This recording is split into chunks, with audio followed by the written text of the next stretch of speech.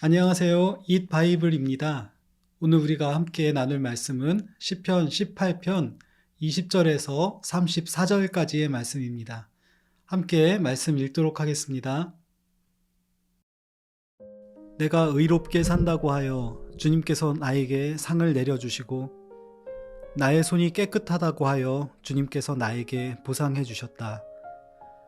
진실로 나는 주님께서 가라고 하시는 그 길에서 벗어나지 아니하고 무슨 악한 일을 하여서 나의 하나님으로부터 떠나지도 아니하였다.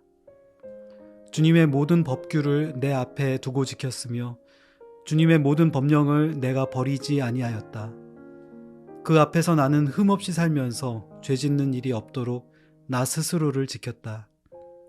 그러므로 주님께서는 내가 의롭게 산다고 하여 나에게 상을 주시며 나의 손이 깨끗하다고 하여 나에게 상을 주셨다.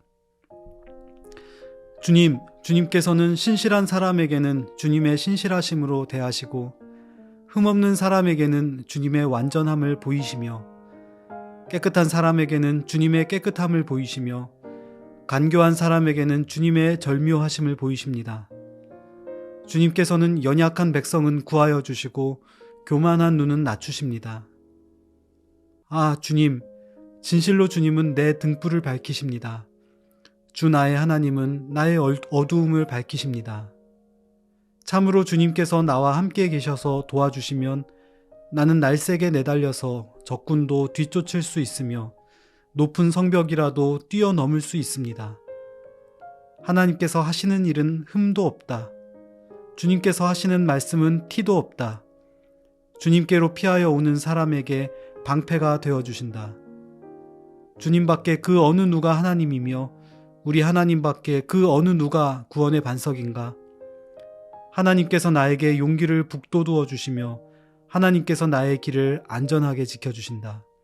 하나님께서는 나의 발을 암사슴의 발처럼 빠르게 만드시고 나를 높은 곳에 안전하게 세워주신다.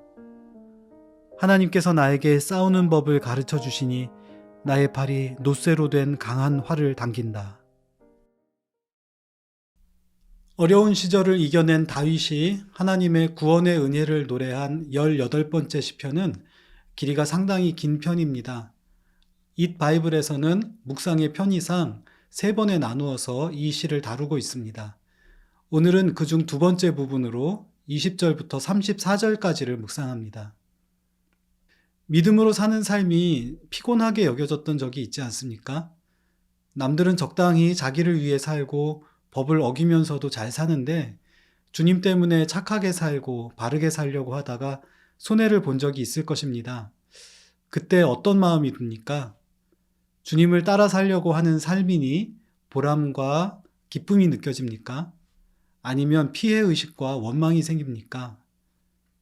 다윗의 선택은 전자였던 것 같습니다. 길고 험난했던 사울 왕으로부터의 도피 생활에서 벗어난 뒤 다윗은 승리의 노래를 부르고 있습니다. 그는 먼저 지난날 위기 속에서 자신이 어떤 마음으로 살아왔는지를 회고합니다. 다윗은 그 험악한 시절에도 중심을 잃지 않고 하나님의 의로운 길 걷기를 다짐 또 다짐했습니다.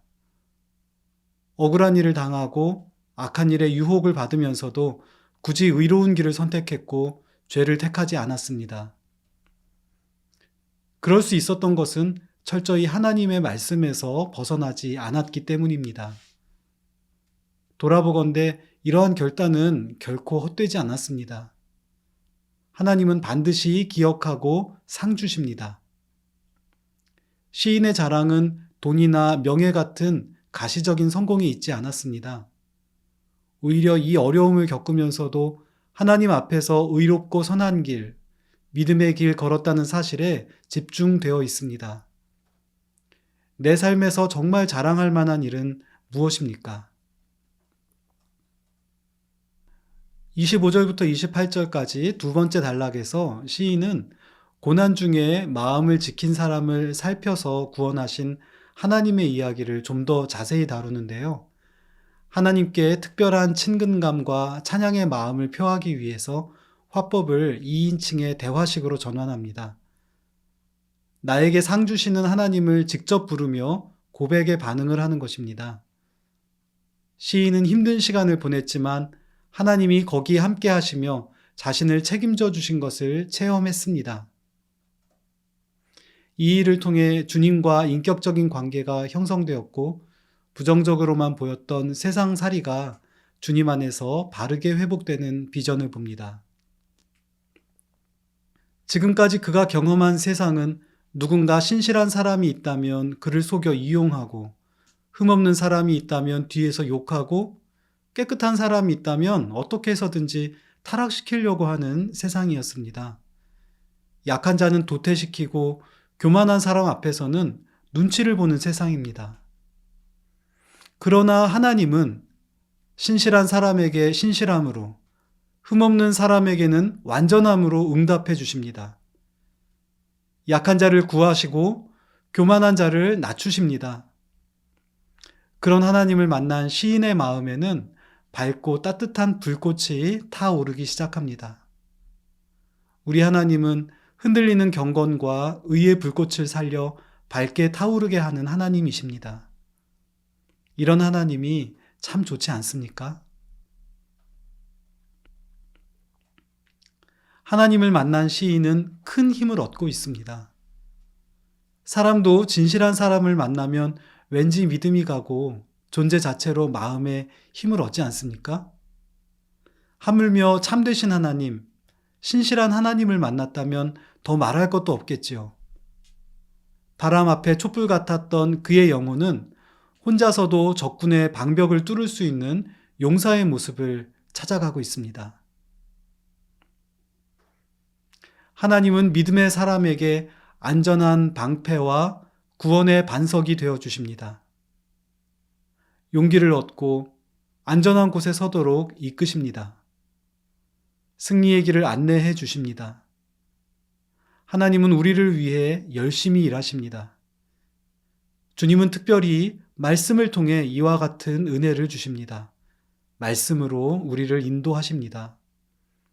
매일 읽는 한 장의 말씀, 잠시 묵상하는 한 구절의 말씀이 우리의 삶에 이렇게까지 큰 영향을 미칩니다. 오늘도 말씀하신 그분께 귀 기울이며 은혜와 승리의 삶 살아가시기를 소망합니다.